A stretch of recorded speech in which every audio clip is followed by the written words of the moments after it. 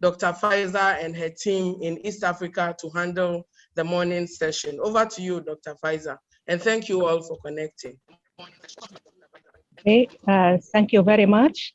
Do you hear me, please? Because the connection here is a little bit unstable. Yes, we can hear you very clearly. Okay, thank you very much. Our distinguished guests and honorable participants, welcome you all. Recording in progress. Welcome you all to our third day of African University Week celebration and warm greetings from East African office. Actually, today, this is East African seminars. As you see, or as you have been seen from the program, that we have four participants representing all key players for education, university, private sector, organizations, and collaborators. So I'm happy to be here today and welcome from East African Regional Office in Khartoum, Sudan. The general theme of our seminar is building technology-based resilient university, as it was mentioned by African University. Please, those who are unmute your microphone.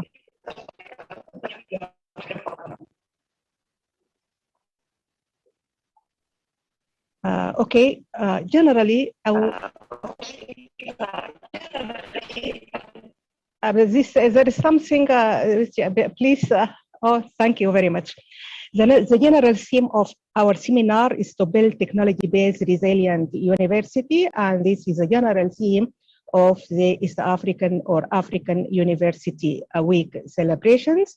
In general, being well prepared for major threats require capable structural policy plans and people as well as function which oversee and closely collaborate along the entire value chain of educational system, increase interest in risk and resilience born out of crisis.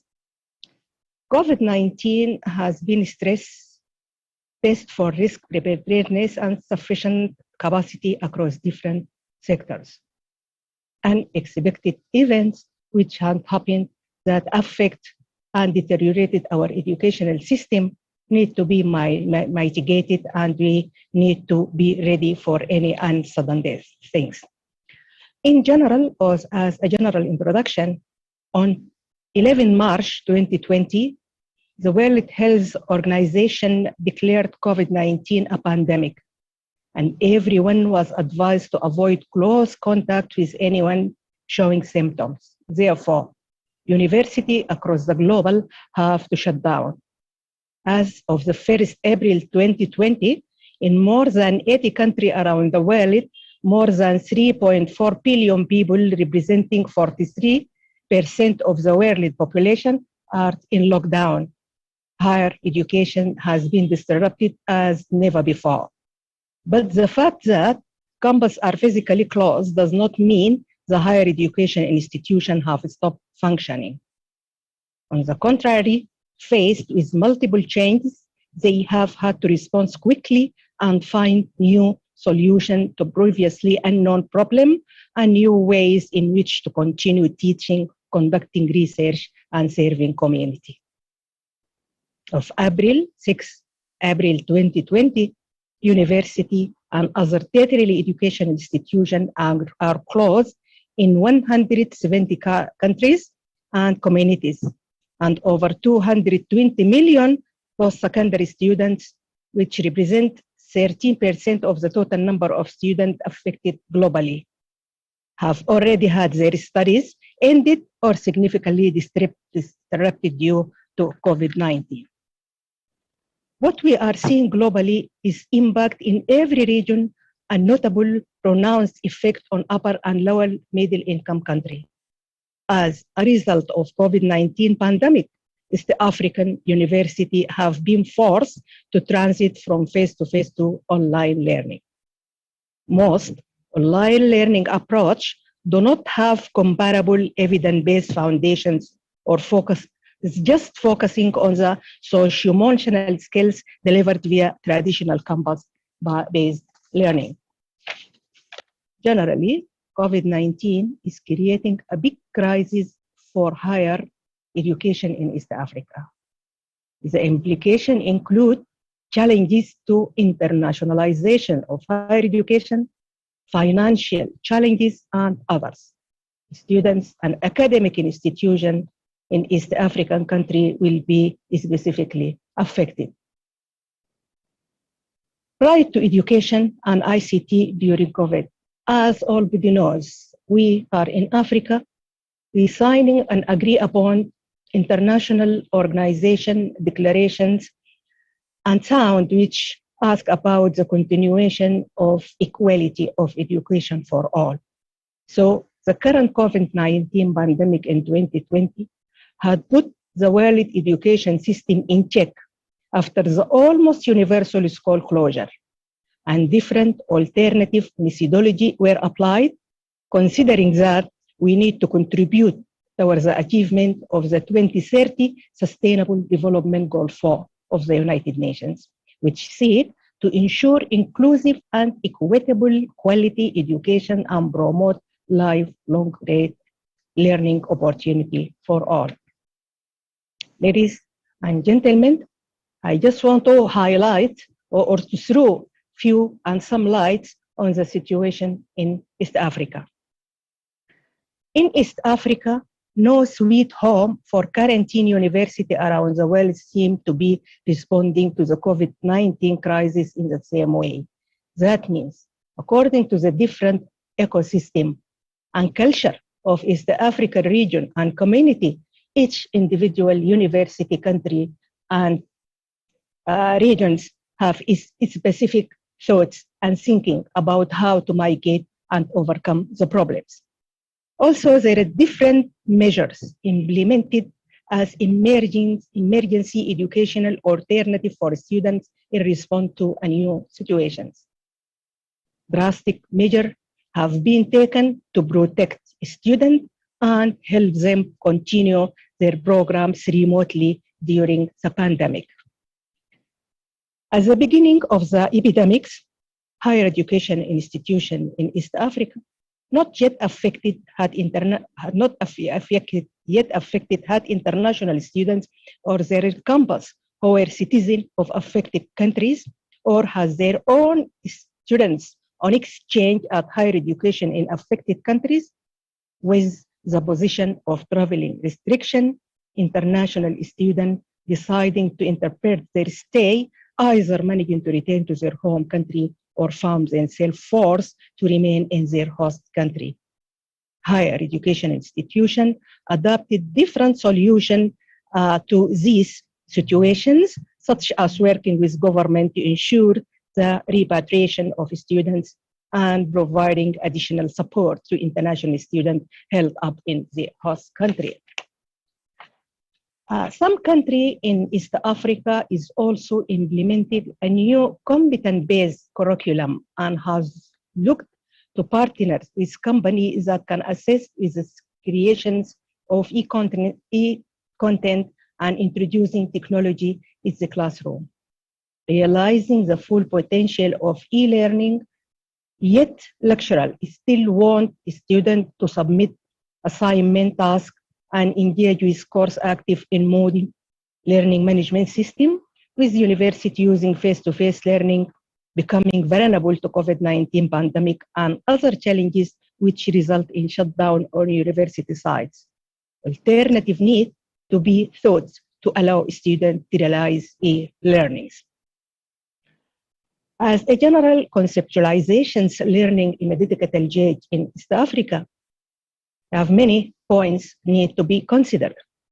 In general, we have different thoughts and thinking about the use of the technology in East African University. Some experts declare that e-learning is capable of making course content available online because of widespread use of modern technology such as hardware resources and software resources. This suggests that students have freedom to access courses, information, content anytime and anywhere. Some people and educational experts argue that face-to-face learning is irreplaceable and it is cornerstone of early learning institutions, even if the current discourses and technologies resolve the main uses of e-learning. Others believe that there is still a contrast between face-to-face and e-learning. Others believe that blended learning, which combined online and face-to-face learning, is the way to go, so that the student can use many ways of assessing courses content based on their needs. Some experts say that social media site users can help because they produce and consume information on the integration of social media sites into learning, reveals that both Twitter and Facebook are the most used social media site in higher education, comparing to Instagram and others. In addition, social media sites content is easier accessible because it is compatible with both computer and mobile device, and this makes life easier for students. This is the most important issues if we're talking about the uses of the technology and visibility of application of technology in different East African contexts. Meet the local needs of disadvantaged students is beneficial to realize e-learning, while there may be many challenges that can hinder students from realizing the full potential of e-learning. Alternative pathways like the provision of free data packages, free physical resources, and online sources can be used. I think collaboration with government, business, and non-governmental organizations is vital to ensure that no student is left behind, because all we talk about the equity and accessibility of education to all. Other persons and educational experts say that university can provide students with free laptop and Wi-Fi. Assess inside the university and resident, little or no research had been done in this issue. And I think this depends on the socio-economical status of individual country in East Africa and also the financial resources of different universities and institutions. Some experts in East Africa supporting the diffusion of teaching or learning process via television or radio, which was an exciting innovation for us in school in the past.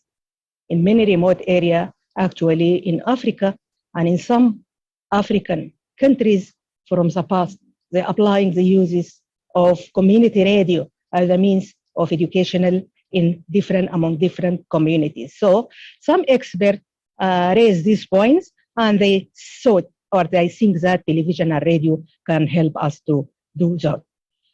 There is a study and estimate conducted by UNICEF about the uses of radio and TV as a means of education, and country choice of distant learning technology seems to be influenced by its income group.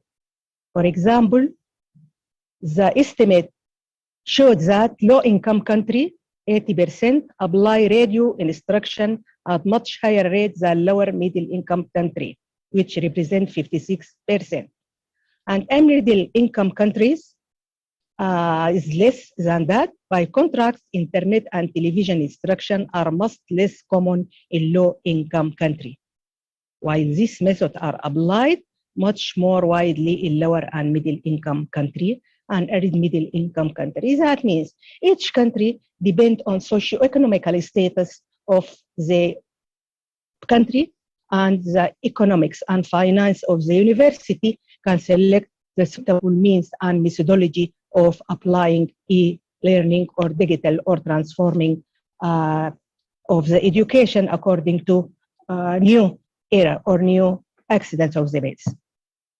If we talk about different methods, starting from a very simple methodology up to the sophisticated technology, normally we need to talk about how can we mitigate and resilience, because the continuation, accessibility, and affordability of education through specific selected technology is the most important issues. Are East African ready for digital transformation in education? We need to mention specific points which can reflect these issues. The first one, teachers feel obliged to cope with this completely new modality of distant teaching learning for which they have not had any training. Most of East African university teachers have no capacity to transfer their activities to digitally or to shift to digital transformations. Because in the past, as all body knows, most of East African university practicing routine educational methodology and system. The other issue, students without access or the resources to afford the technology, and those with learning challenges and others with disability being left behind.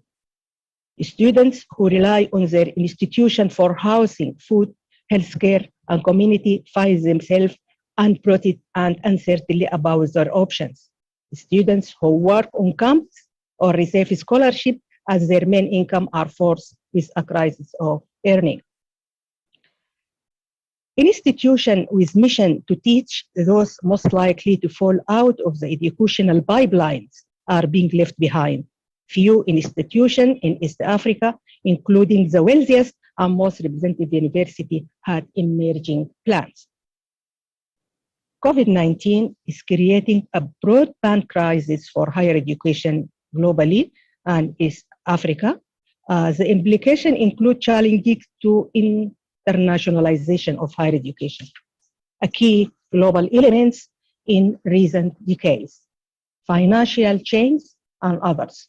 Student and academic institutions in low-income countries and in less influent part of the nation will be specifically affected. Students will need capacity building on the use of learning management system and other newly adopted online learning software. It is also imperative that university-wide teaching and learning methodology, international e-learning policy consider the potential benefit and challenges when encouraging the use of e-learning. We, in East Africa, we need to focus their effort on the most vulnerable students. They must ensure that teaching and learning solutions, technology setup, infrastructure investment, and funding modality as greater towards keeping these students engaged and connected and support their learning process and outcome.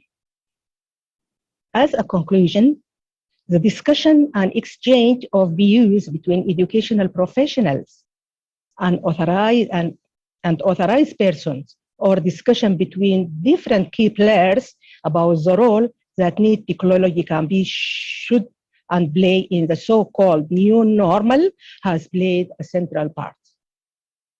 Various initiatives and action can be implemented through educational associations like the Association of African University in order to promote global cooperation and support higher education institutions. Collaboration with government, business, and non-governmental organizations is vital to ensure that no student is left behind. This unprecedented crisis indicated that in such difficult times, sharing resources is the only way for the global higher education community to rise to the challenges and proudly claim its fundamental role in the society. And I think we have many things to do regarding the uses of the technology or digital transformation to make sure that all students in our regions and in our Africa gain from it and use the technology for teaching and learning, and no one must be left behind. Thank you very much. This is general an introduction and overview about what's happening in East African University since the COVID pandemic arises in the world. So I think this workshop and the discussion in this workshop and the presentation will highlight on the importance of shareholders higher education alone cannot solve the problems. So all the key players must work together in order to find solution to our educational problem. Thank you very much.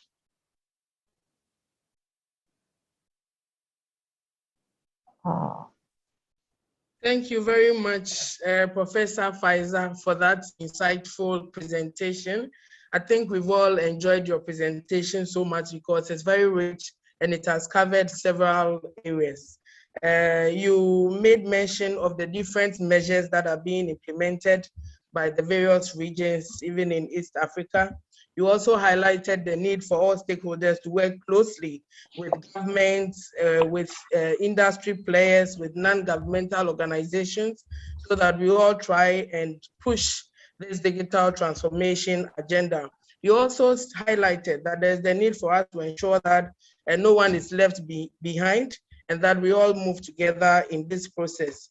You also made mention of some expert thoughts regarding the need for us to consider the ease of access to information and content, the use of social media sites.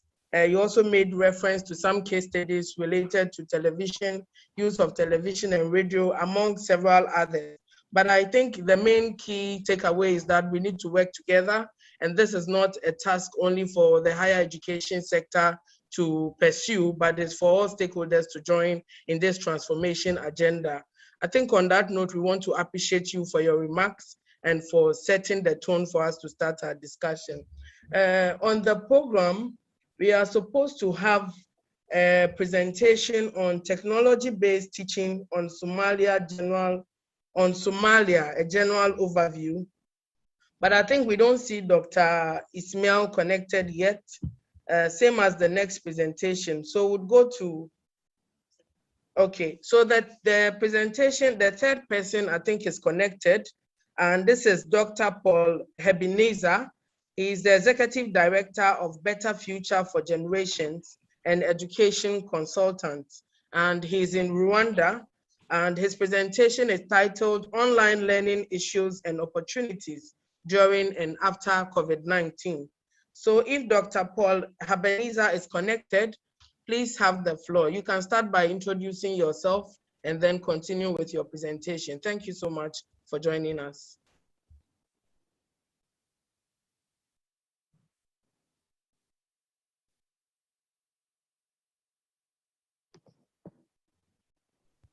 Dr. Paul, you've been made a co-host, so you can unmute yourself from your end and then proceed with your presentation. Thank you. Can you hear me? Hello, Isabel. Can you hear me, please? Yes, please. We can hear you. Thank you so much. Please proceed. Okay.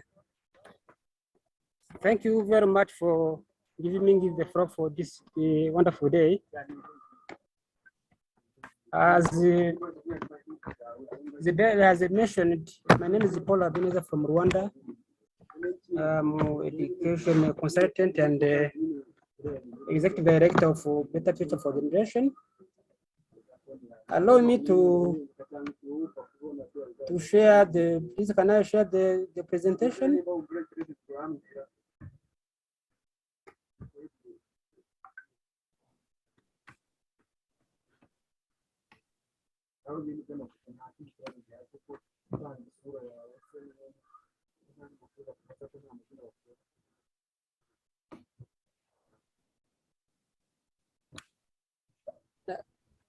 Can you see the presentation, please? Yes, you can see it, Prof, please. Okay, thank you very much.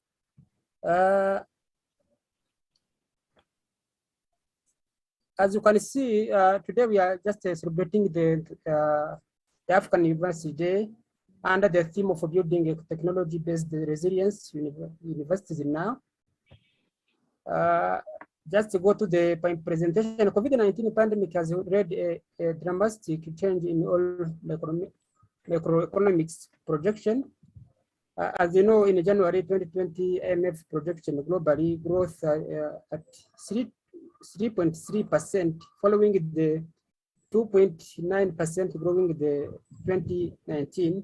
which was recorded as the lowest growth in the last 10 years. You understand that the COVID-19 has caused a tragedy in economy, in the African economies, and especially in the higher education languages and institutions. COVID-19 crisis raised a significant concern for the entire education community, policymakers, educators, parents, and of course learners. School and universities closures around the world have disrupted the learning and the lives of a generation of students. Community learning centers also have had the closure, the doors disrupting access to some of the most disadvantaged and the marginalized learners. COVID-19 issues in higher learning institutions are responsible for the fast-track development program and the innovation program that can help learners to find out solutions in education and the well-being for citizens. This unprecedented crisis has severely affected the learning efforts to maintain education provision through distance, and the online teaching is now a priority for well information sharing. As we responded to the emergence and the start for recovery from the socio-economic shocks, we must work together to ensure that the recovery will focus on building inclusive and sustainable economies that are more resilient in facing pandemic, climate change, and many other global challenges. Let me mention some higher learning institutions challenge that had in this COVID-19. There is economic and the financial crisis. It was also extremely high health and severe risks. Stay home and work home, even learning home, it was very easy for this pandemic, and it has also affected the supply chain, or almost the collapsed operations, and almost stopped disruption and uncertainties and third decision making. Building technology resilient. Here you can define a resilient from the Latin language as rebound, recoil, or spring back. It is a general concept that can be defined broadly as the capacity for dynamic system to withstand of recovery from a significant challenge that threaten its stability, viability, development. Here we can have some like keyword and recommendation that higher learning institution that should be follow and work on. There should be improved student experience, may be like a digital recruitment student through effective use of social medias, crowd hosting student information management system that are accessible via the mobile phones, flexible digital driven learning the option, and engaging faculty for cover programs and branded models, use of analytics to mentor and evaluate students' progress, use of digital badge and certificates to boost career opportunities. I think this is some of opportunities and the way afforded the higher learning institution should be followed to set the recovery, as most of the African countries and the education system still in vaccination of COVID-19. But we think that the COVID should it exists now, and we should just focus on how we can improve the e-learning and technologies. Some African universities have gone back to face-to-face. I think some of countries have already opened the schools, face-to-face meeting the schools, and others are substituting from the face-to-face to delivery the use of PowerPoint presentation via Zoom and the other platforms. African universities need to support to address the inequalities and thinking the strategy, the sources that are required to support the adaptation and the challenging divide toward resilient questions. The African University Day 2021 that we are celebrating today as the East African and Northern Region Office will provide the right of platform for the liberation of these questions and the form of key part of the discussion point. We will focus also to advocate for support the required and the universities step to closer toward digital transformation and sustainable implementation of technology projects. Some of the recommendations that we can have on this wonderful day is that the research studies in the area of digital transformation in Africa, universities should be online learning, academic mobilities during the pandemic situation. We should also think of developing and sharing the generic plan and policies to digitizing the teaching and learning activities such as plan and policies could be customized by African university form. Thirdly, we should be just think of facilitating online training for the individual universities to support their faculty and students to be successful in online teaching and learning. And we should be focused on the collaboration, like building the partnership between the universities and the government and even other partners, and leveraging the mandate for voice for AAU in Africa higher education to lobby and support African university to work with their national researchers. And we should go also lobbying with the African leadership, like chancellors and the other commitment regarding the student budgeting and sustain their cost of connectivities and the e-resources.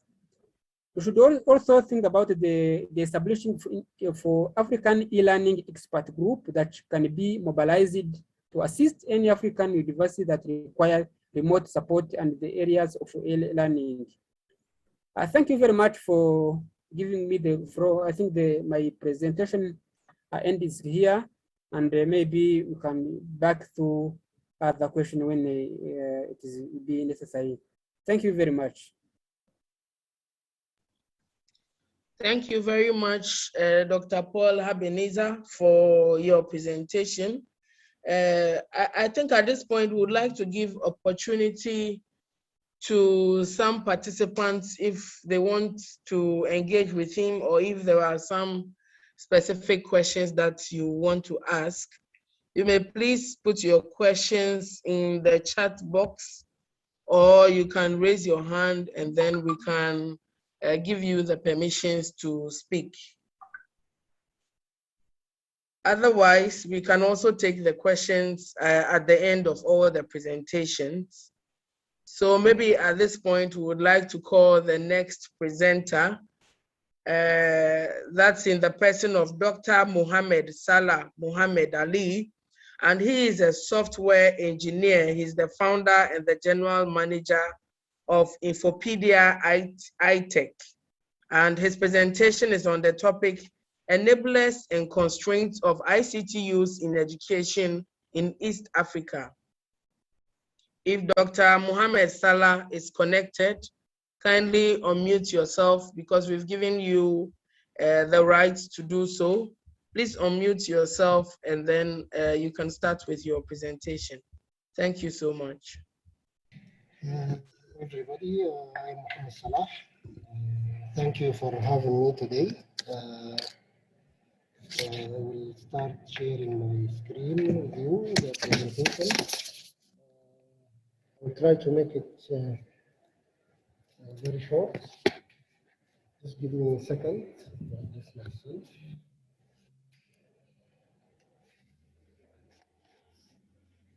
Hello, can you hear me? Yes, we can hear you. Okay. A second to open the screen and share it with you.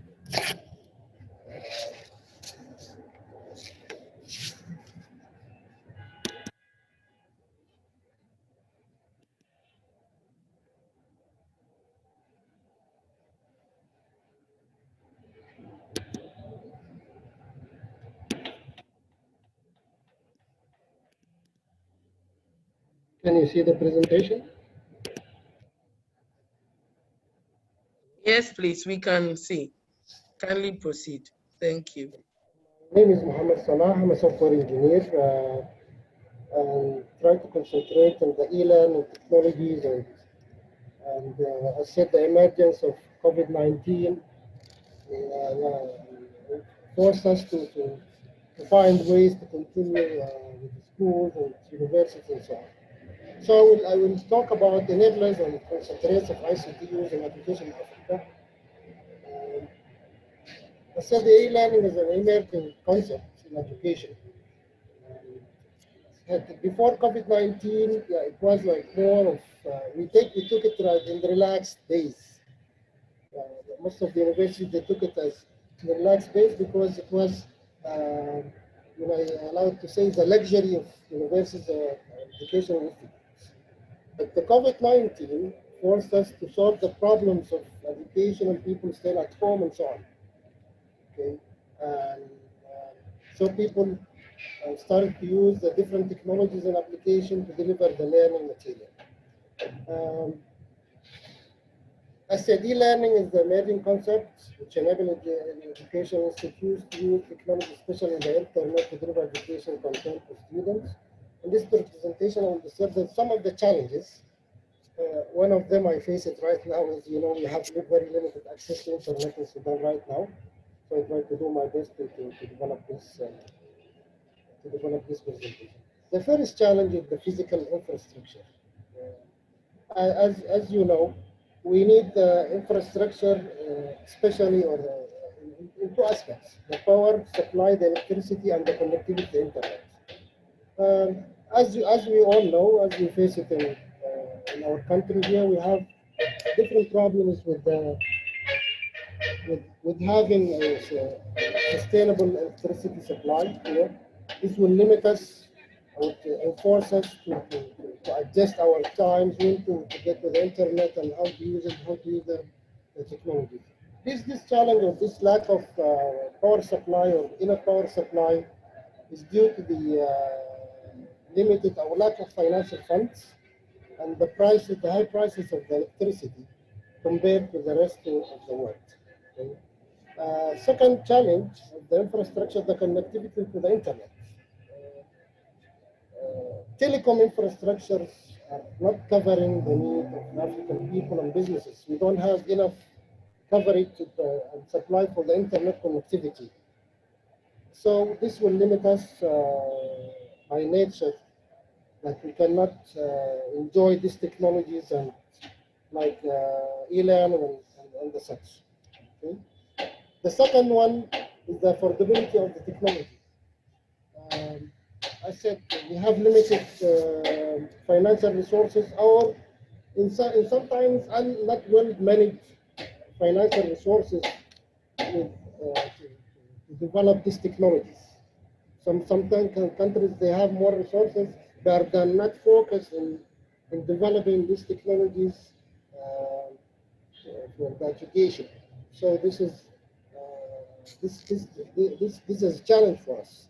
So most of the time, the schools cannot afford, or the universities cannot afford the cost of having the software and hardware to develop such infrastructure for educational systems. Okay? And hence, most of the schools, especially the schools, maybe the universities, they have better situation because they have more resources. But the schools, they have very limited resources to buy the expensive computers and hardware. And this will limit us to enjoy this technology as well. And moreover, providing the training for the staff, we have lack of skills. This I will talk about it in the slides. Okay. The misconception of the e-learning. Through the last 2 years, I have noticed, as somebody is working in the technology, that the people they have very huge misconception of the e-learning. Due to the pandemic, in the last 2 years, since end of 2019 up to recently, we have very limited access to schools, physical school and physical teaching and learning.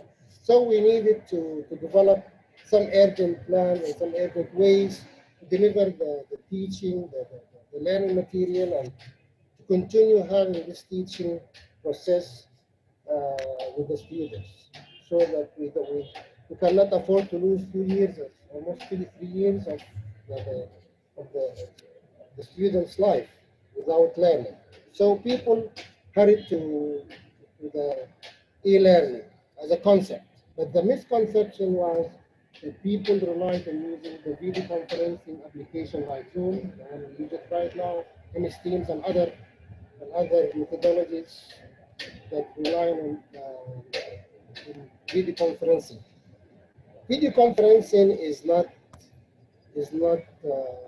e-learning.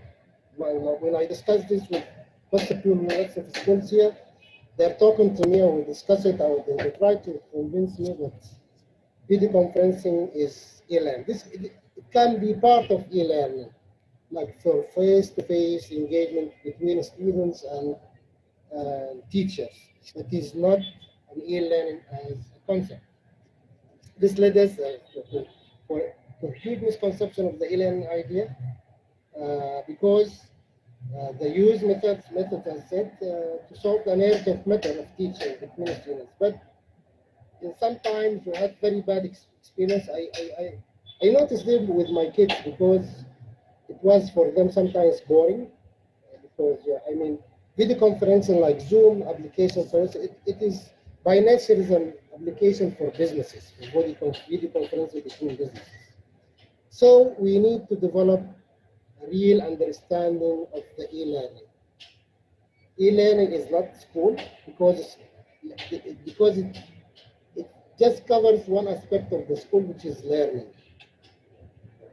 The school, it is culture, is an environment where the student will have different experiences that support, that help to build their skills and skills and how to manage their lives. But e-learning as a concept is just covering the learning aspect. So we need really to go back and to think really and understand what is e-learning, what is the target of e-learning. Okay? So we can really to develop it and optimize it as needed. Okay. The last one is lack of skills. I said e-learning as an emerging concept, and as a result, it is still in need to have more training for human capacities to develop the different parts of the e-learning. These parts are two main parts, as I present them here. One part is the technical aspect of it, which is concerned with developing the e-learning portals and deploying them into the internet in proper and easy way. The second one is the content creation. This one can be very challenging for the most of the schools and their staff. It needs experience in using the internet, developing general content, and finally developing learning content to an e-learning an e-learning portal or LMS. By nature, the technology is not easy. The content creation is not easy. So we really need to have good training for these people. In this aspect, I will talk about teachers and lecturers in schools and universities. They really need to have good training in this technology and how to develop the content and how to use this technology, deliver the best experience or teaching and learning experience to the students. Okay. The second part of the technical skills of the skills we need is the soft skills, which is first one is teaching skills, extended with technical aspect. As said, we need teachers with technical background, technical knowledge, with technical experience. So we really need to take these teachers and put them in training on how to use this technology and utilize them, deliver better teaching experiences and learning experience to the students. Because lastly, teaching using technologies is not like teaching traditional methods. It's two different things. Okay? Human interaction is always the best, but okay, the emergency will force us to have new methods of teaching and learning, but we need to learn how to utilize it the best way So it's not just to solve the problem of the pandemic, but after that. I always talk about after the COVID-19, after we go back to the schools. Shall we throw away the portals, the e-learning system we developed? This is a question we need to discuss, to discuss and see how to utilize this system with this youth and this content. The second part of the soft skills, the experience in managing the learning process and how to make it easy and enjoyable to all parties, the teachers, students, and parents. Literally, I have seen in the last 2 years that teachers start the session of teaching 7:30 to 1:30, like reading, excuse me for the words, like they're reading and use. Like when I saw them monitor them with my kids in the screen, I saw them like somebody, the news, as they're reading and using the TV. So it's really boring for them. So really we need to learn how to manage the learning process and make it easier and enjoyable for all parties. And thank God that the technologies give us the flexibility and how to develop these such a content and colorful and easy and gamified ways. At the end of the day, we want our kids, students, in schools and universities to learn and to gain these skills to manage their lives and to get jobs and create businesses. This is the main target of the learning. And through these such sessions and events, we try to develop the ideas and how to develop the LMS and create a better understanding of the e-learning and how to develop it and how to develop better systems that can help us to deliver the learning to the students and the parents to all different parties. Thank you for your attention, for having me, and this is the end of the session. I hope it was good enough for you. Thank you very much.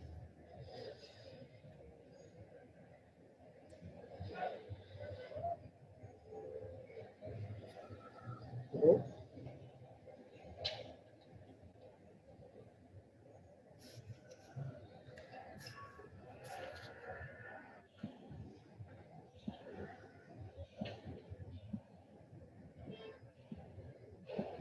Can you hear me?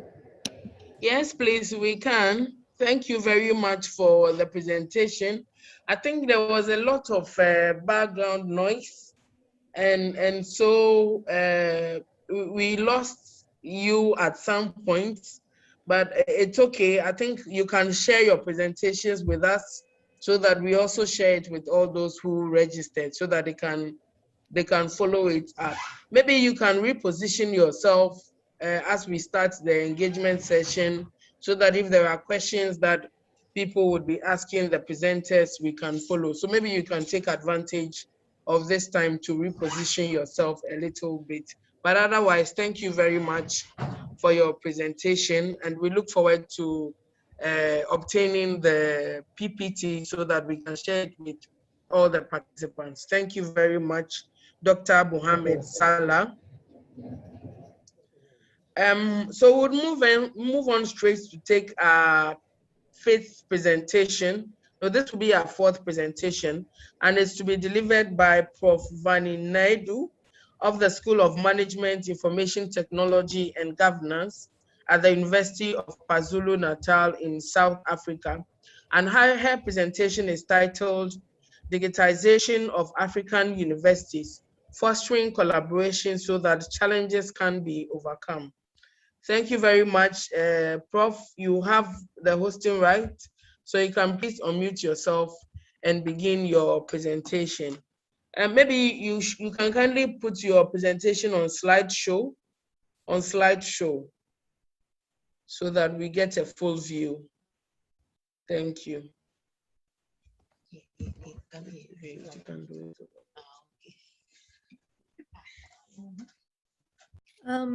Thank you so much, ma'am. Good morning to everyone. Today, I'm Professor Vani Naidu from the University of KwaZulu-Natal, as the host has indicated.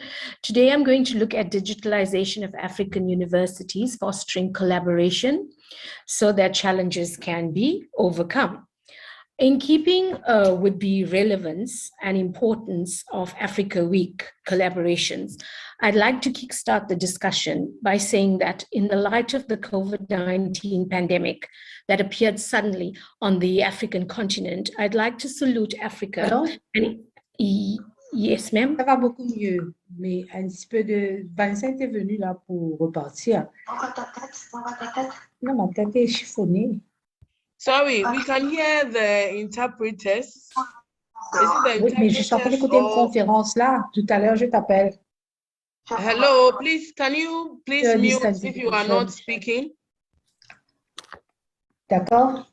Ma tête... Asoda Tivase, kindly unmute. We can hear you. D'accord, c'est bon. OK? À tout à l'heure. Tout va bien. Can we unmute the person from the technical side? Just a minute, we are trying to fix this. Mute, okay. Thank you. Sorry for that interruption. Prof, you may please proceed. Thank you, ma'am. In keeping with the relevance and importance of Africa Week celebrations, I'd like to kickstart the discussion by saying that in light of the COVID-19 pandemic that appeared suddenly on the African continent, I would like to salute Africa and its higher education academics, experts, and stakeholders for bravely adapting to online virtual teaching platforms at such an accelerated pace. In spite of critics and Africa always being labeled as lagging behind in technology with our universities, African universities have worked hard in 2020 and into 2021 and adapted their teaching where possible to online virtual classroom modes. This paper will highlight the following key themes: COVID and the need to create new online learning platforms for universities teaching and learning. Then we'd look at South African perspective and how they have migrated to an online learning platform. I will use the example of the University of KwaZulu-Natal, which is one of the leading universities in South Africa. The next theme will be challenges faced by staff and students in the use of new virtual classrooms. And I would propose a way forward in overcoming these challenges. And lastly, but most important, we'll look at fostering collaboration between universities from different countries to learn from their experiences. To keep abreast of the World Health Organization that COVID-19 was a deadly virus that needed social distancing to curb the spread of the virus, universities in Africa, mandated by government, very quickly took up the challenge and transformed at a very accelerated pace their universities from traditional classrooms to virtual classroom mode. This was not an easy task, and many teething problems popped up, as it is understandable when anything new is developed and implemented. However, over the months and years, great inroads have been made with African universities as they recreated their university offerings and curriculum and went onto virtual platforms. The accelerated pace of moving from the traditional to the virtual classroom was a very stressful time for all academics, students, and other stakeholders in higher education. South African universities transformed quite nicely onto virtual platforms. This could be due to South Africa being one of the countries in Africa that has a very well-developed infrastructure in place. Kavis and Zabadi argue that in trying to move from the traditional paper and pen environment that is face-to-face, learning management systems, that is the web-based learning environment to disseminate content, is one of the most highly adopted and used online environments in higher education institutions for e-learning. This includes open source software learning management systems, which is free of charge, where the source code can be changed, such as Moodle, edX, and Chamelo, and cloud-based learning management systems with a startup cost and source code that cannot be changed, such as .learn, Canvas, and others. Selvin further argued that the dichotomous aspect of digital divide clearly reveals the students that either have access or do not have access to technological resources. And this influences the status of connectiveness, either connected or not connected. One of the biggest limitations on the use of educational technology globally. Due to quarantine and lockdown restrictions, African universities very effectively opted to move to a virtual online platform of teaching and learning. The research of Boskert et al. Is one of the early studies reporting the impact of the interruption of education due to COVID-19 pandemic in 31 countries. In addition to the assessment of each case by country, the study highlighted major themes that have commonly arisen in countries from the interruption of education during COVID-19 pandemic, such as one, the inequity and the digital divide, which has been aggravated during the pandemic. Two, the need for alternate assessment and evaluation methods, and the need to switch to formative assessments through synchronous and asynchronous means. Three, the use of online proctoring service as a way to control for cheating and academic dishonesty. Carey indicates that there was an overnight shift of normal classrooms into e-learning classrooms.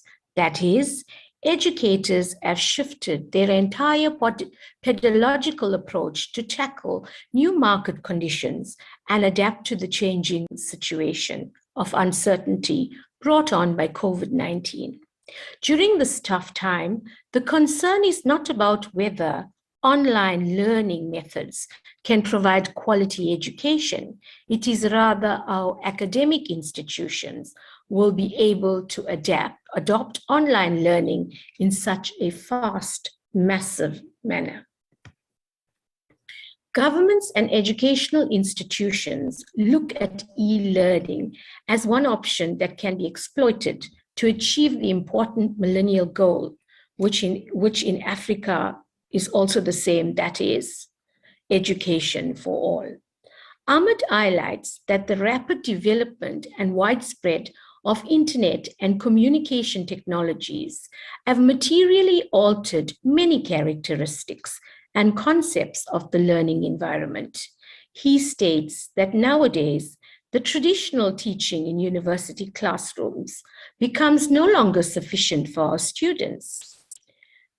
Furthermore, e-learning emerged as an imperative paradigm of modern education that is unrestricted by space, time, or place, offering new possibilities to our education institutions for providing flexible and cost-effective remote or distance learning environments.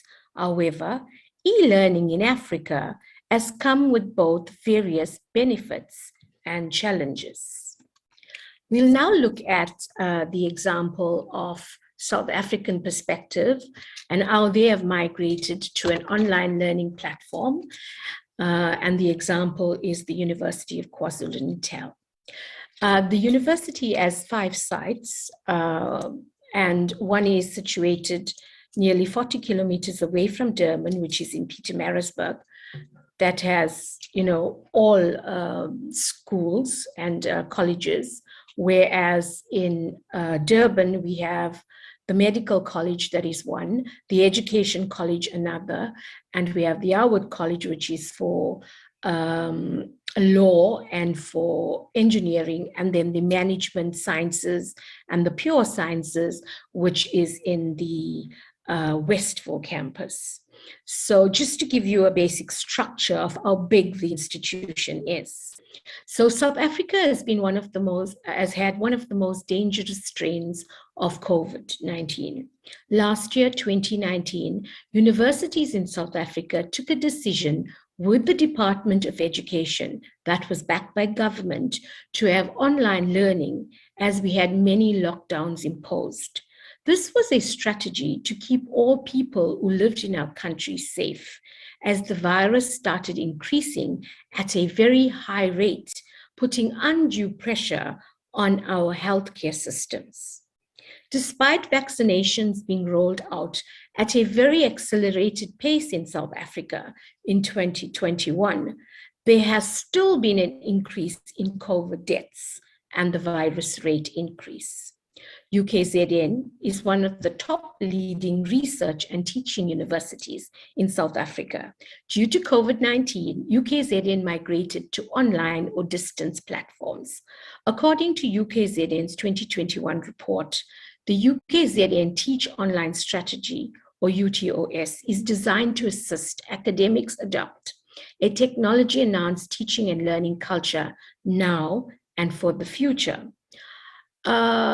We estimated that over 350 million was spent in implementing, having this online system in place for the university. So there was a lot of initial costs involved. So even post-COVID, the ideal out there is that we still continue on an online or blended system or mode of transfer. So we keep virtual there as well. So UKZN academics use the Moodle platform to communicate with their students online. Notes, audio lectures, videos, and notices about the Zoom or Microsoft Teams lectures are placed on the Moodle site. Students have to attend lectures via Zoom and Microsoft Teams.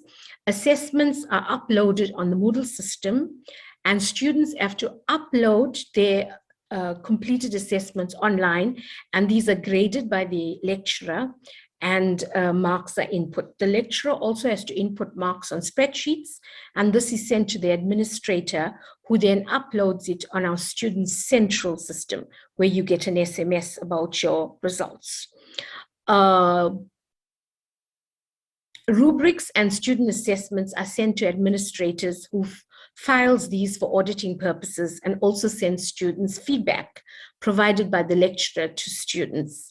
At UKZN, all staff, both admin and academic, as well as students, had to undergo online training provided by the university to skill them with how to migrate to the new online platforms. We had to even the playing fields for everyone. So training was an essential ingredient in the implementation and continuity of this virtual platforms. The challenges faced by online learning during COVID-19 and the way forward. There were various challenges that, although I've placed it from a South African perspective, we can see these commonalities in many of the universities in Africa, as well as others in other parts of the world, in other continents. The first challenge was adaptability. Students were used to a traditional classroom setup and found it difficult to adapt to the new online mode when it first began. And I like to reiterate that change is often hard. There was a need to change mindset so that online learning becomes more approachable to both learners and lecturers. There were even staff who were very adamant and against online. But once training commenced and they had continued support, institutional support, this fostered a more inclusive online virtual learning environment for both staff and students. This is where training has been essential. Once again, both staff and students have had continuous training to adapt to the online learning platforms. As our Moodle sites change, as our various different sites change, there's continuous upgrading of training for staff and students so that we continue to understand the new rollout of the new technology at hand. So there was also another challenge was technical support. Students may not have had computers. Secondly, students may have not have had enough bandwidth. Another major challenge occurred was there was no proper infrastructure in certain areas, and this meant students could not connect online. UKZN allowed these students to come back to campus residence so that they had the necessary access to the online teaching and learning platform. The idea was that no student should be left behind. Another important thing, there was great geo-mapping being done by ICS staff as well as us, where we had to see whether students were connecting or not, if there were problems, so that they could be brought back. Arrangements had to be made to financially bring them back to university so that they could complete the year or the semesters. This was very, very important, once again, to reiterate that although we adapted to the new online learning sites, we did not leave any students behind. We also aggressively went out. We have donor organizations that we connected with so that we could get donations, and the businesses as well, local businesses, donor organizations abroad, etc. We had a very actively challenged UKZN branch that went out and got computers for students who didn't have them, so that these students could be connected during this time. COVID was a very stressful time. COVID is a very stressful time. However, we wanted to continue the aspect of continued teaching on this virtual platform. And I must commend my university and many other universities in South Africa who work so hard. Even to add to this, staff members, one of the ways where we get funding is from the Department of Higher Education. So I know, myself included, as well as many other staff members, aggressively conducted a lot of research. We were involved with the research activities, publications, etc., so that when we sent off our publications, the Department of Higher Education in South Africa subsidized this and input hundreds of thousands of rands into our research funds.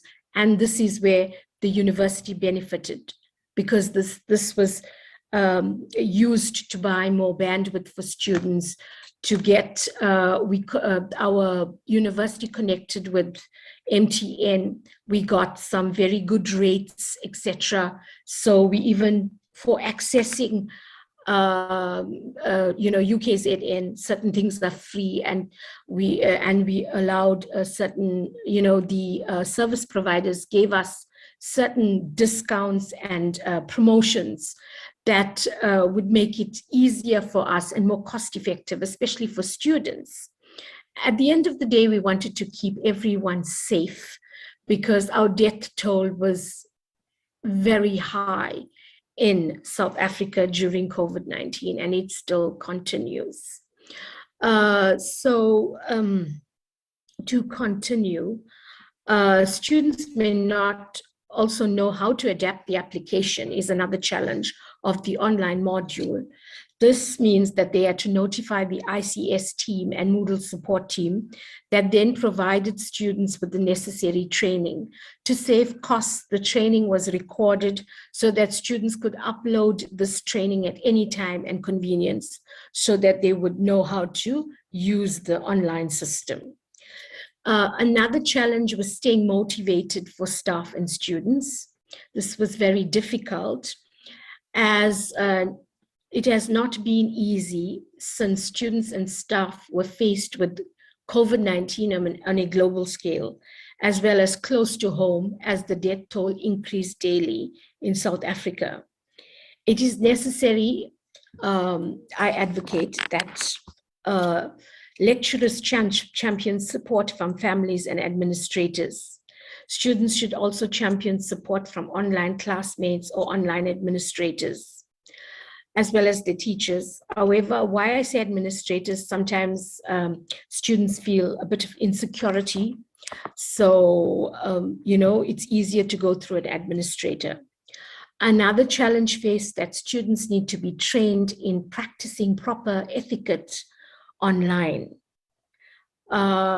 We were asked to train students, as well as the notices were put up on our online systems where students shouldn't communicate with the teacher in caps, as it would be interpreted as screaming in emails. They had to be respectful at all times on online platforms. They needed to cultivate patience. Teachers sometimes have many modules and tasks at end to complete. So if a student sent an email and they got it back later, they should understand why this is so. Another important challenge was self-discipline. Students should manage their time efficiently and not leave assessments last minute. Students should also minimize distractions by having a space that has less noise and is well lit and ventilated.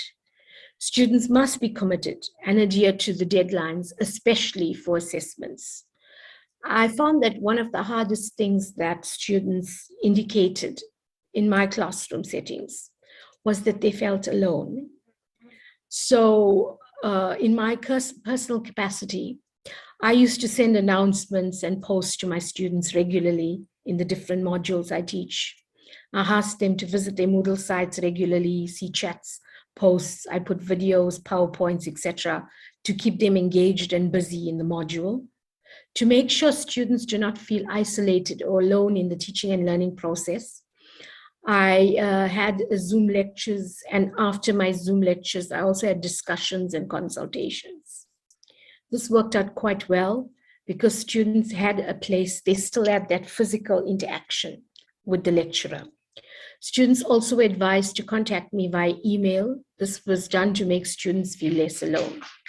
It is important that students have a time schedule and take constructive breaks, especially on the online learning platforms.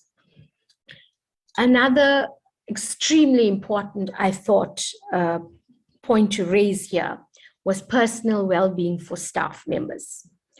COVID-19 has had an impact on staff well-being. The issue of academic wellness is very important to university leadership, as the COVID-19 pandemic has had an impact on academics worldwide. University leadership should do more to support academic staff who have faced challenges and major emotional hurdles during the pandemic. The new normal forced staff to live in a constant fear and anxiety as they watched their loved ones or family, colleagues, students, and friends pass away or get infected with the virus. The constant fear of not knowing when you could get infected or if you would survive this pandemic has led to academic staff enduring undue stress and anxiety that has had drastic impacts on their personal well-being. Symptoms that staff were prone to during the pandemic were burnout, anxiety, panic attacks, severe mood swings, manic depression, survivor guilt, and post-traumatic stress. University management and academic leadership should have in place the following programs to promote staff wellness. Emotional, professional, and life coaching should be in place at the university. New leave policies should be in place. There should be professional psychologists, psychiatrists, and counselors available helplines to serve as mental health support for staff and students at universities. I must commend my university and many other universities in South Africa. We have a lot of online counselors, psychologists, and psychiatrists who work tirelessly day and night with staff and students. Motivational speakers should be brought in by the university via webinars to speak on staff wellness issues. Online learning for staff should continue so that staff are kept updated training, updated and trained on the new technology used by teaching and learning. The university should continue to communicate awareness about hygiene, health, and safety measures that should be followed during the pandemic. Another issue or challenge raised was student well-being.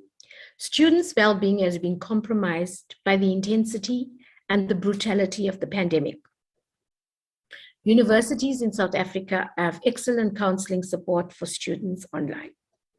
Universities provide the necessary hygiene and safety to students on campus. However, students must also commit to safety and hygiene. They must wash their hands regularly with soap or use the hand sanitizers outside their buildings. And they must at all times practice using their masks and practice social distancing. University campus control has reported students not listening to leadership, where they still have parties and large gatherings. They're also not using the mask, yet government has imposed a fine in South Africa for people who do not wear the mask in public. Young people at campus have to take the responsibility and be more vigilant when it comes to hygiene, safety, and their health. The need to uphold high levels of quality assurance in the various programs during COVID-19 was another challenge raised. Strong policies supporting online learning and strong policy and quality assurance for online should be in place within a university. Academics should design online assessments. University management must have transformative leadership and lead the debate and implementation for good quality assurance within a university. There should be training of staff and students on the use of new technology so that they understand and get accustomed to the online learning systems within a university.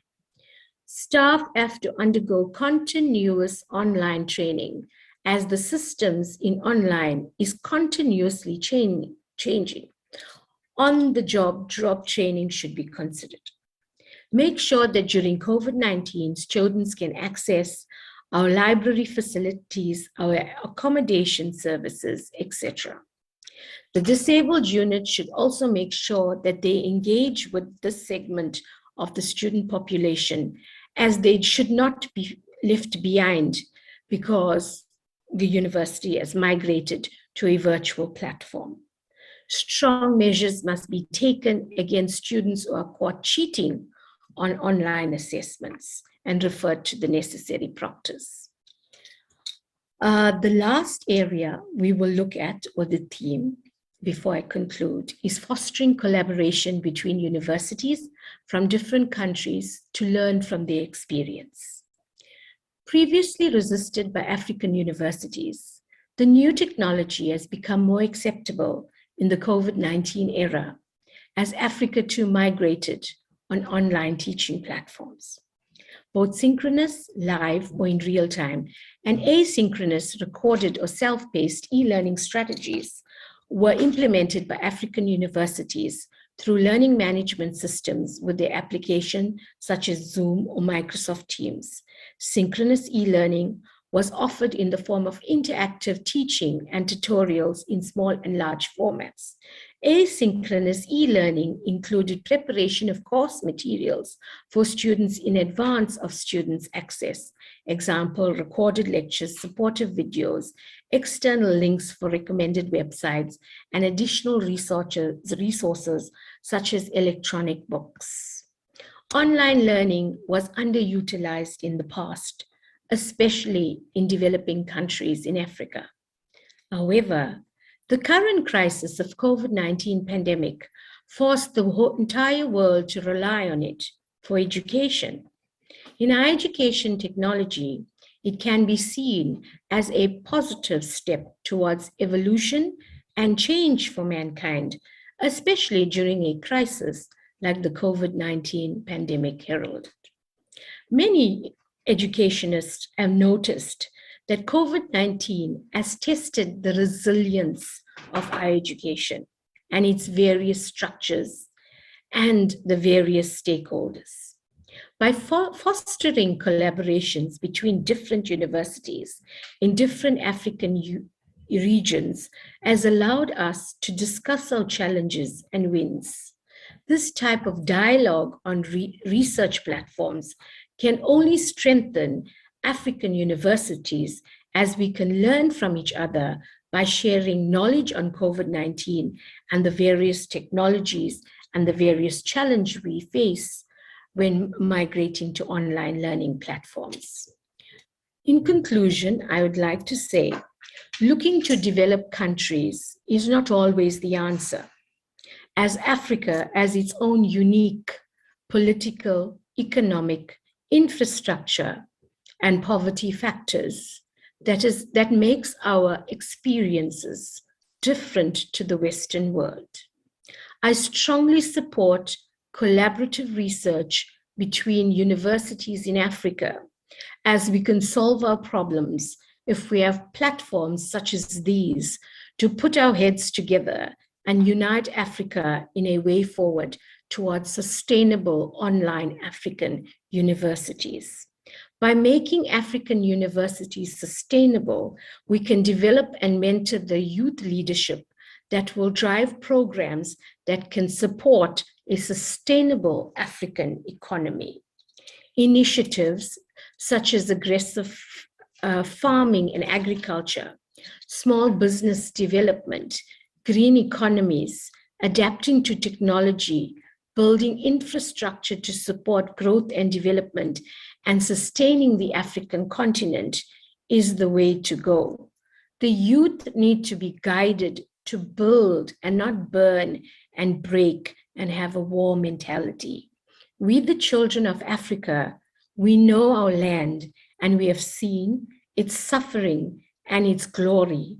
And we have to rethink and realign African priorities so that other developing nations do not steal or pilfer our resources. If we support one another, then definitely, without a doubt, Africa will flourish. Thank you.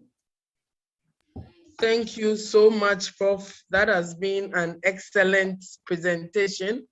And I'm just going through the comments. I can read that people are saying great presentation. They all agree that you've done excellently well. So we thank you so much for summing up the entire session for us. We're supposed to take one more presentation, but we can't seem to see the person online. I'm just confirming whether he's online. Dr. Abdelgadir Sheikh Ismail, are you online? Can you confirm you are online? I think he's not. He was supposed to have given us a presentation titled Technology-Based Teaching on Somalia, a general overview. No. Yes, a general overview from Somalia, and he's the president of Imam Shafif University, but I think we may not have that presentation. So thank you so much. Prof. Faiza, I don't know what you advise at this point. I had listed some questions that maybe we could have asked the panelists to respond to, but some way, somehow, I feel like Prof. Vani Nedu's presentation has responded to most of them. Like, for instance, we're going to be asking what we should be doing differently in our various institutions. What have we done so far which really didn't work, and what should we be doing differently going forward? I think her presentation touched on some of these, but if there are additional comments from any of the panelists, they should feel free to please respond to this question I'm asking. After that, I think Prof. Faiza can also come in and moderate a brief session with questions where we can engage the panelists to respond to one or two questions. Then we can give opportunity to those of us who are connected, the participants, so that they also ask some questions directly. Then Prof. Faiza will come in to wrap up the session and to give us her closing remarks. So before Professor comes in, if any of you who presented would want to respond to this, but like I mentioned, I think most of these came up during the presentation by Prof. Nyado as well as by the other presenters. But in case there's any aspect that you want to add up or to top up what has been said already, what have we been doing which really didn't work so effectively, and what should we be doing differently going forward? Would like to hear that. Thank you.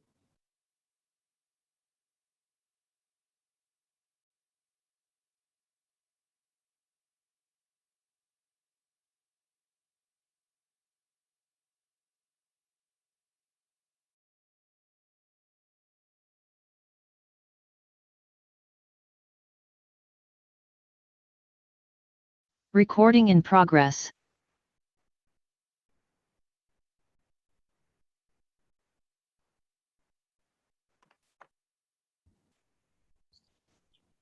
Sorry, I went off briefly. Professor, can you confirm you can hear me? Yes, yes. Okay. So there was a question that was posted by Pamela Nyakonya. And Pamela says that during COVID-19, I had a challenge in teaching statistics and quantitative techniques online. I think it's basically relates to how some technical topics or some topics which maybe require more practice can be taught via the online version, via the online modes.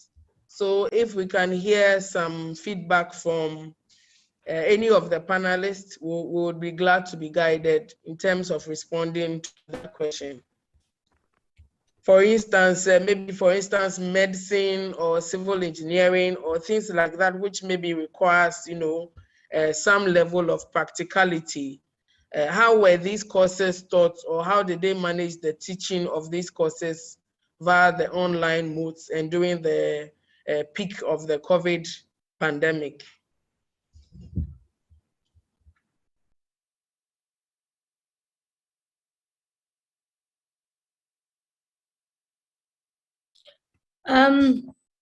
May I, ma'am? Hello? Yes, please.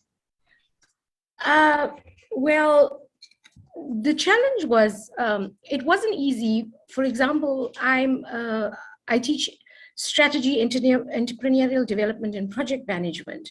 So I think in humanities, it was far more easier to adapt to the online as opposed to the medical fraternity, etc. However, just to tell you or just give you an example of what happened on our campuses. For example, on the laptops, the case studies were put for the students, the medical students. In mathematics, they also uploaded a lot of case studies or, chalkboard, etc. During the Zoom session, they actually stood there, recorded the session where they stand there and they actually put out the, mathematical equation, etc. And, go around explaining the concept.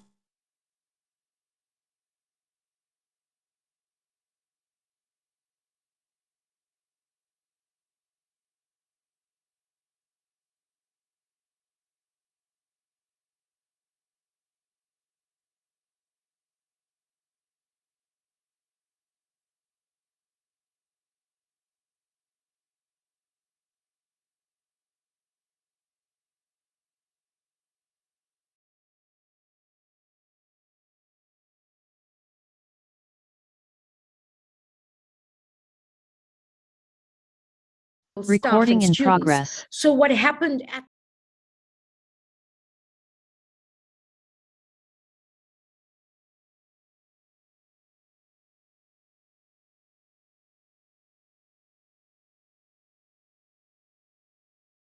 we had to protect them. They were giving online advice. They would look at people's conditions, whatever. Many doctors also opted for giving online or doing online consultations. as people started getting vaccinated, etc., and they were allowing, but there was still staff. We unfortunately lost a lot of good staff and students during the pandemic, but it still continued. I mean, they did really good. I must commend them, even if they're not here. May God rest their soul. But they tried heaven and earth to support, to be actively involved, not just online in the practical. I think it's also very different. For example, running a practical session in a chemistry lab, whereas the student is actually doing it, physically in the lab. However, they did allow practicals to continue at some of the institutions, but the way they allowed it was they were done in synchronized groups so that students could, have enough spaces in the labs. We had more tutors, etc., or demonstrators in, so that we could practice the social distancing, etc. I hope that has helped. Yes, it's very useful. And I think we appreciate the fact that you've been able to share the situation in South Africa.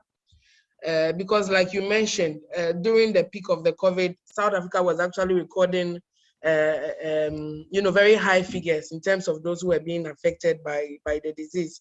So which means you guys really fully had to utilize the electronic and online modes of learning. And so you probably had a better experience. And so we appreciate all the insights that you've been able to bring to the discussion. I see Dr. Pfiser's hand is up. Maybe before I ask the next question, which has been posed by a participant, she can go ahead and make her remarks. Okay, over to you, Pfizer. Thank you very much. I would like to highlight on very important issues. All people nowadays are talking about the uses of technology and educational transformation. I like to say that education is a system. It's not only a knowledge. We build the character. So the knowledge gradually must be translated to knowledge and into practice. So we don't want digital transformations to affect the scholarity achievement of our students. This is why we always saying that we need more research, assessment, and evaluations. Actually, for COVID-19 or any transmitted disease, we have precautions. We need to restructure our building, our setting, our school performance, to not to direct ourselves only for digitalizations, because some subjects, statistics, medicine, and other subjects need face direct contact between the moderators, the teachers, and the students. So besides thinking about the digitalizations, we need to think about restructuring of our infrastructures as a university, and to find a way, as Professor Nidu said, that we can use a small group students for students learning or teaching, and we can find another way. So what I want to say is that we need to think in the different dimensions, because some subjects must be implemented face by face. Digital transformation is going side by side, but also we need to look in another way. This is why in Africa, we need more research and more assessment and evaluation to say where and how can we continue for COVID appear at any time. Thank you very much. Thank you very much for that contribution, Professor Pfizer. I don't know if any of the other presenters would want to add up, whether Dr. Mohamed Salah, Mohamed Ali, or whether Dr. Paul Habeneza would want to contribute to any aspects of the discussion so far, the discussion session.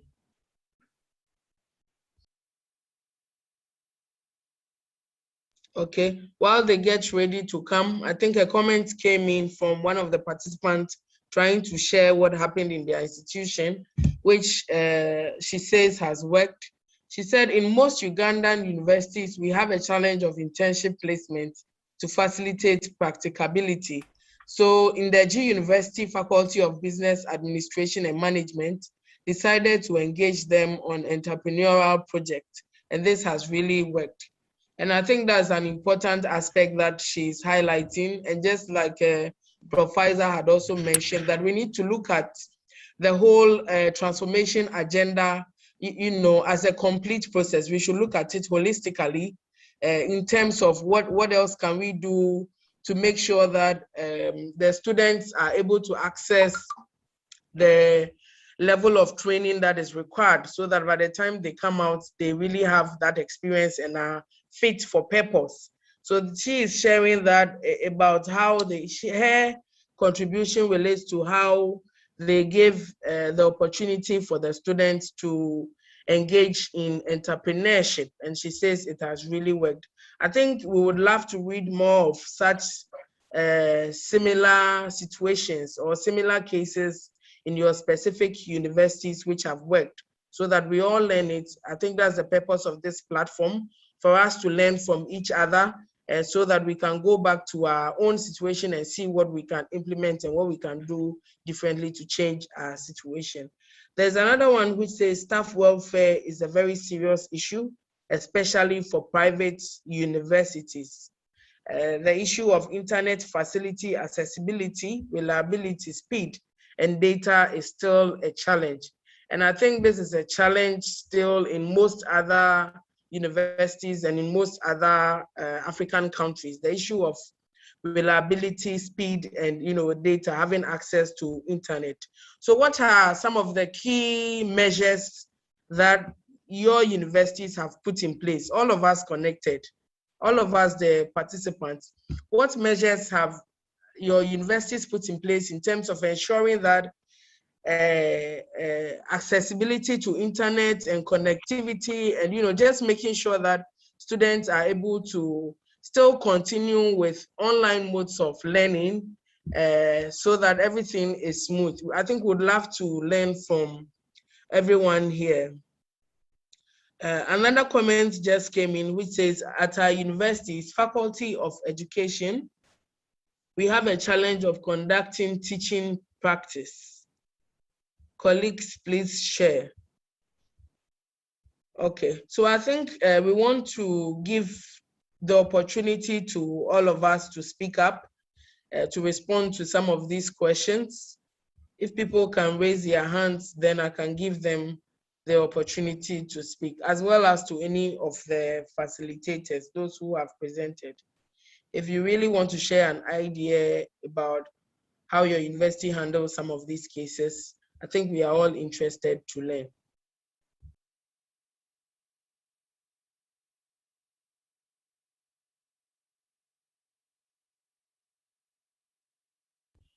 Yesterday, when Ms. Nodumo, who is the Director of ICT Communications and Knowledge Management here at the AAU, in her presentation, was talking about the need for all stakeholders to ensure that internet and access to online modes of learning really reach the last mile solution. And from what I heard, the last mile solution really relates to ensuring that not only those in the cities and are those who are able to access internet, but those far away in the rural areas. How are we ensuring that students who were connecting from those areas were also really able to follow the lectures? Or what modes were we using to reach some of these students? I think it will be exciting to hear some ideas of what happened in universities. If Prof. Vaniaidu would want to come in, would love to hear from her. Sorry about that. Just give me a second. I just got some, just a little difficulty. I will be with you all shortly. Okay, that is fine. Or if Prof. Faiza would want to come in. I think what we are trying to do is really to engage all of us to speak up, to use the rest of the time to share some ideas, some thoughts. So we are opening the floor for like the next 5 minutes. We want to hear contributions. So would like to really have all of us participating as much as possible, and as well as to the other presenters. Would love to hear from you as well. So over to you, maybe Professor, you can share some thoughts. Thank you very much. First, I'd like to thank you, Felicia, for the moderations of these seminars. I'd like to thank the participants. Actually, the selection of the participants coming around the all key players in the educational development in Africa and the partnership, private sector, organization, other friend organizations, and IT experts. So they can work together to solve and to think about the solution for our problem nowadays. As I said, education is a system and a setting is not knowledge, it's just a knowledge. We need to build capacity of future generations. So we need to think exactly what is the most important process which can we do in order to improve the scholarity assessment and to build the capacity of our students. Actually, I think AAU have a great role to play in these issues. We all appreciate the capacity building program, which implemented regularly by Association of African University, and many issues which have been implemented regularly had been raised here during the presentation. The issue of capacity building, university management, university development, and quality assurance system. What we need to infuse issues that have been get up from coronavirus or COVID-19 and its effect in the education, and to be infused in our training programs. I think we in Africa, we need more and more training with concentration in a specific issue which trace up in during COVID-19. The second thing which I need to highlight on the think tank. So we are here, we are discussing and we are thinking. So a body or umbrella from different dimensions and different expertise and specialty must come together to sit down and to think about the education and future of transformation of education in Africa general and in East Africa specifically. We are in East Africa, we take this initiative and we put our first steps toward building digital transportation in East Africa, a platform. So that platform will act as think tank and advisor and